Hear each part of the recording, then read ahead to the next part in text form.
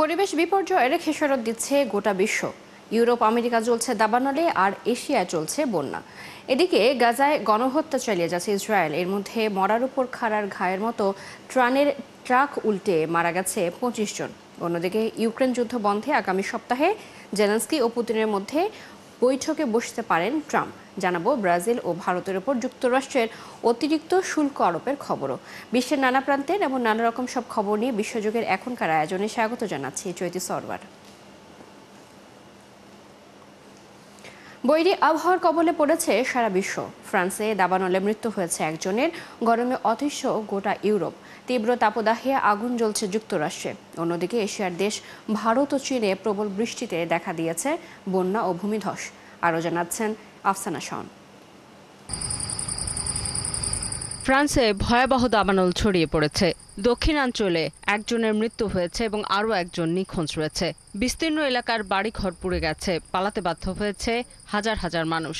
আগুন নেভাতে গিয়ে ধোঁয়ায় শ্বাসকষ্টের কারণে হাসপাতালে চিকিৎসা নিতে হয়েছে ৭ জন দমকল কর্মীকে। ২ জন হাসপাতালে আছে, তাদের একজনের অবস্থা গুরুতর। এরই মধ্যে ১৩,০০০ হেক্টরে বেশি এলাকা পুড়ে ছাই হয়ে গেছে। তীব্র তাপপ্রবাহ চলছে স্পেনেও। বুধবার বিকেলে তাপমাত্রা পৌঁছেছে ৩৭ ডিগ্রি সেলসিয়াসে। তাপপ্রবাহ কমপক্ষে রবিবার পর্যন্ত স্থায়ী হবে বলে পূর্বাভাস দিয়েছে আবহাওয়া অফিস। গরমে অতিষ্ঠ পর্তুগালের মানুষও। আলেন্টেজো এলাকায় ইভোরা শহরে বইছে তীব্র তাপদাহ। তাপমাত্রা পৌঁছেছে ৩৯ ডিগ্রি সেলসিয়াসে।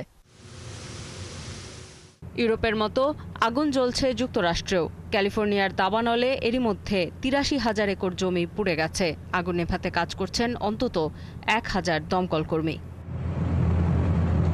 ক্যালিফোর্নিয়ার মতোই দাবানল জ্বলছে যুক্তরাষ্ট্রের আরেক অঙ্গরাজ্য অ্যারিজোনাতেও। এখানে আগুনে পুড়ে গেছে ১,৩০,৫২০ একর জমি। এদিকে ভারতের উত্তরাখণ্ডের ধারালি শহরে হঠাৎ বন্যায় ভূমিধস হয়েছে, ফলে ব্যাহত হচ্ছে উদ্ধার কাজ। যোগাযোগ করা যাচ্ছে না আটকে পড়া পর্যটকদের সাথে, তবে তারা নিরাপদে আছেন বলে জানিয়েছে কর্তৃপক্ষ। এরই মধ্যে হঠাৎ বন্যায় ৪ জনের মৃত্যু হয়েছে, এখনও নিখোঁজ আছেন শতাধিক মানুষ। অন্যদিকে চীনের গুয়াংডং প্রদেশেও প্রবল বৃষ্টিতে দেখা দিয়েছে বন্যা। আগামী কয়েকদিন আরও ভারী বৃষ্টির পূর্বাভাস দিয়েছে আবহাওয়া অফিস। এরই মধ্যে বিভিন্ন এলাকায় তৈরি হয়েছে জলাবদ্ধতা। পানি সরাতে পাম্প ব্যবহার করা হচ্ছে। আফসানা শাওন, ৭১। ইউক্রেন যুদ্ধ বন্ধে আগামী সপ্তাহে রুশ প্রেসিডেন্ট ভ্লাদিমির পুতিন ও ইউক্রেনের প্রেসিডেন্ট ভলোদিমির জেলেনস্কির সাথে বৈঠকে বসতে পারেন বলে জানিয়েছেন মার্কিন প্রেসিডেন্ট ডোনাল্ড ট্রাম্প। এরই মধ্যে বিষয়টি নিয়ে ইউরোপীয় নেতাদের সাথে ফোনালাপ হয়েছে মার্কিন প্রেসিডেন্টের। মস্কোয় পুতিন উইটকফ বৈঠকে গঠনমূলক আলোচনা হয়েছে বলে দাবি করেছেন ট্রাম্প। বিস্তারিত মনিরুজ্জামান বাবুর প্রতিবেদনে। ইউক্রেন যুদ্ধ ঘিরে যুক্তরাষ্ট্র রাশিয়ার টানাপোড়েনের মধ্যেই মস্কোয় রুশ প্রেসিডেন্ট ভ্লাদিমির পুতিনের সঙ্গে সাক্ষাৎ করেন ট্রাম্পের বিশেষ দূত স্টিভ উইটকফ। আলোচনায় ইউক্রেন যুদ্ধ, দ্বিপাক্ষিক কৌশলগত সম্পর্ক এবং যুদ্ধবিরতির সম্ভাব্য রূপরেখা নিয়ে গঠনমূলক ও ফলপ্রসূ আলোচনা হয়েছে বলে জানায় উভয় পক্ষ। বৈঠকের বিষয়ে ট্রাম্প জানান, আলোচনায় উল্লেখযোগ্য অগ্রগতি হয়েছে এবং যুদ্ধ শেষ করার বিষয়ে সবাই একমত। তিনি পুতিন ও জেলেনস্কির সঙ্গে আলোচনায় বসতে পারেন বলেও জানান। প্রেসিডেন্ট পুতিনের সঙ্গে আমাদের কিছু ভালো আলোচনা হয়েছে এবং খুব ভালো সম্ভাবনা আছে যে আমরা এই যুদ্ধের শেষের দিকে এগিয়ে যেতে পারি। সেই রাস্তা অনেক দীর্ঘ, তবে খুব সম্ভবত একটি বৈঠক খুব শিগগিরই হতে পারে।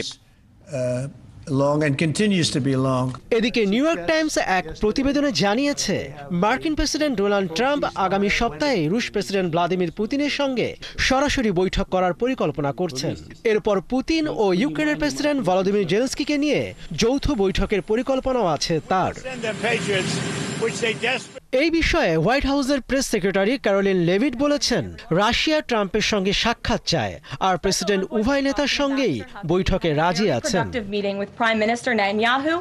এদিকে ইউক্রেনের প্রেসিডেন্ট ভলোদিমির জেলেনস্কি বলেছেন, উইটকফের সফর নিয়ে তিনি নিজে কথা বলেছেন ট্রাম্পের সঙ্গে। তার মতে যুদ্ধবিরতির বিষয়ে রাশিয়ার মনোভাব আগের চেয়ে কিছুটা নমনীয় হয়েছে, তবে সবকিছু নির্ভর করছে মস্কোর দেয়া শর্তের উপর। মনিরুজ্জামান বাবু, ৭১। রাশিয়ায় তেল কেনায় ভারতের ওপর অতিরিক্ত 25% শুল্ক আরোপ করে নির্বাহী আদেশ জারি করেছেন যুক্তরাষ্ট্রের প্রেসিডেন্ট ডোনাল্ড ট্রাম্প। এর ফলে যুক্তরাষ্ট্রে ভারতীয় পণ্যের উপর মোট শুল্ক দাঁড়ালো 50%। বুধবার ট্রাম্প এই নতুন নির্বাহী আদেশ জারি করেন। ব্রিটিশ সংবাদ মাধ্যম বিবিসি এই খবর জানিয়েছে। ট্রাম্পের নতুন নির্বাহী আদেশে বলা হয়েছে, এই আদেশের 21 দিন পর পূর্বাঞ্চলীয় গ্রীষ্মকালীন সময় অনুযায়ী রাতে 12:01 থেকে এই শুল্ক কার্যকর হবে। হোয়াইট হাউস বলছে, ভারতের রুশ তেল আমদানি ও পুনরায় বাজারে বিক্রি রাশিয়ার যুদ্ধ তহবিলকে আরও শক্তিশালী করছে। রাশিয়ার কাছ থেকে তেল কেনায় ভারতের উপর আরও 25% শুল্ক আরোপ করেছে যুক্তরাষ্ট্র। এতে ভারতের উপর মোট 50% শুল্ক আরোপ করল ট্রাম্প সরকার। এতে ভারত ও যুক্তরাষ্ট্রের সম্পর্ক তলানিতে গিয়ে ঠেকেছে। আমদানি শুল্ক দ্বিগুণ করার সিদ্ধান্তে ট্রাম্পের বিরুদ্ধে করা ভাষায় প্রতিক্রিয়া জানিয়েছে ভারত সরকার। এই পদক্ষেপকে অন্যায়, অযৌক্তিক এবং অগ্রহণযোগ্য বলছে নয়াদিল্লি। সৃষ্টি ঘটকের প্রতিবেদন। এপ্রিলে ট্রাম্প প্রায় সব বাণিজ্য সহযোগীর উপর শুল্কের হুমকি দেওয়ার পর ভারত ও যুক্তরাষ্ট্র একটি চুক্তি করতে চাইলেও ই-কমার্স নিয়ন্ত্রণ, তথ্য সুরক্ষা ও মেডিকেল ডিভাইসের দাম নিয়ন্ত্রণ নিয়ে মতবিরোধ চুক্তিতে বাধা হয়ে দাঁড়ায়। 1 আগস্ট সময়সীমাকে সামনে রেখে তৎপরতা বাড়লেও এবং কিছু অগ্রগতি হলেও সম্পূর্ণ দ্বিপাক্ষিক চুক্তি এখনো হয়নি। যুক্তরাষ্ট্রের সঙ্গে উত্তেজনার মূল কারণগুলোর একটি ভারত রাশিয়া সম্পর্ক। ইউক্রেনে রাশিয়ার যুদ্ধ বন্ধে ট্রাম্প চাপ প্রয়োগ করতে চাইছেন। এ অবস্থায় ভারতের রাশিয়ার কাছ থেকে তেল ও অস্ত্র কেনা যুক্তরাষ্ট্রের ক্ষোভের কারণ হয়েছে। রাশিয়া ভারতের অন্যতম বড় অস্ত্র সরবরাহকারী দেশ। সেই সঙ্গে ইউক্রেন যুদ্ধের পর ভারতের রাশিয়ান তেল কেনাও বেড়েছে। হোয়াইট হাউসের উপপ্রধান স্টিফেন মিলার বলেন, ভারত এখন চীনের সঙ্গে পাল্লা দিয়ে রাশিয়ার সবচেয়ে বড় তেল ক্রেতা। এটি বিস্ময়কর। তবে ভারতের পররাষ্ট্র মন্ত্রণালয় ট্রাম্পের মন্তব্যকে অযৌক্তিক ও অন্যায্য বলে নাকচ করে। তারা যুক্তরাষ্ট্র ও ইউরোপের দ্বিচারিতা তুলে ধরে বলেন, তারাও রাশিয়ার সঙ্গে বাণিজ্য করেছে এবং যুক্তরাষ্ট্র এখনও রাশিয়া থেকে রাসায়নিক ও সার আমদানি করে। এর আগে চলতি বছরের এপ্রিলের এক হামলায় কাশ্মীরের পেহেলগামে 26 জন নিহত হওয়ার পর ভারত পাকিস্তান বড় ধরনের সামরিক সংঘাতে জড়িয়ে পড়ে। এরপর মে মাসে ট্রাম্প দাবি করেন, তিনি উভয় দেশকে যুদ্ধবিরতিতে রাজি করিয়েছেন, নইলে বাণিজ্য বন্ধ করে দিতেন। ভারত বলছে, যুদ্ধবিরতির পেছনে কোনো তৃতীয় পক্ষ নয়, তারা নিজেরাই সমঝোতায় পৌঁছায়। যুদ্ধবিরতির পর ট্রাম্প হোয়াইট হাউসে পাকিস্তানের সেনাপ্রধান আসিম মুনিরকে আমন্ত্রণ জানান। এটি ছিল নজিরবিহীন ঘটনা। পরদিন ট্রাম্প মোদিকে চমৎকার মানুষ বললেও মুনিরকে যুদ্ধ থামানোর ক্ষেত্রে সবচেয়ে প্রভাবশালী বলে উল্লেখ করেন। এরই মধ্যে মার্কিন সেনারা ভারতীয় অভিবাসীদের হাতকড়া পরিয়ে দেশে ফেরত পাঠানোর ভিডিও প্রকাশ্যে এলে ভারতে ক্ষোভ তৈরি হয়। ট্রাম্প প্রশাসন এই ইস্যুকে নির্বাচনী প্রচারে ব্যবহার করছে। সৃষ্টি ঘটক, 71। ব্রাজিলের কিছু পণ্যের ওপর মার্কিন প্রেসিডেন্ট ডোনাল্ড ট্রাম্পের আরোপ করা অতিরিক্ত 50% শুল্ক যুক্তরাষ্ট্রের স্থানীয় সময় বুধবার থেকে কার্যকর হয়েছে। গত 30 জুলাই এক নির্বাহী আদেশে ট্রাম্প দেশটির উপর এই শুল্ক আরোপ করেন। গত 30 জুলাই হোয়াইট হাউসের এক ঘোষণায় ব্রাজিল সরকারের বিরুদ্ধে রাজনৈতিক উদ্দেশ্য প্রণোদিত দমনপীড়ন, ভয়ভীতি প্রদর্শন, হয়রানি ও বিধি নিষেধ আরোপের অভিযোগ আনা হয়। ওই ঘোষণায় আরও বলা হয়, সাবেক প্রেসিডেন্ট জেইর বোলসোনারো ও তার হাজার হাজার সমর্থকের বিরুদ্ধে বিচারিক ব্যবস্থা গ্রহণ মানবাধিকারের গুরুতর লঙ্ঘন। এগুলো ব্রাজিলের আইনের শাসনকে দুর্বল করে দিয়েছে। তবে ব্রাজিলের president Luis Inacio Lula da Silva দেশটির ওপর ট্রাম্পের 50% শুল্ক আরোপের কড়া সমালোচনা করেছেন। এই ছিল আজকের আয়োজনে। বিশ্বের নানা প্রান্তের নানা রকম সব খবর নিয়ে কাল সকাল 9:30টায় আবারও হাজির হবে বিশ্বযোগ। চোখ রাখুন 71-এর ফেসবুক পেজে, সাবস্ক্রাইব করুন 71-এর ইউটিউব চ্যানেল। 71-এর সাথে থাকুন।